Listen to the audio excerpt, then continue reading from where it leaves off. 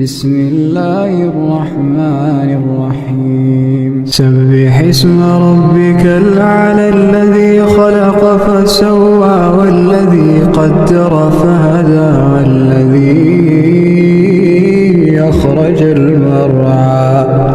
فجعله غثاء نحوا سنقرئك فلا تنسى إلا ما شاء الله إنه يعلم الجهر وما يخفى ونيسرك لليسرى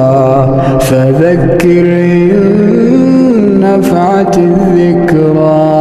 سيذكر من يخشى ويتجنبها الأشقى.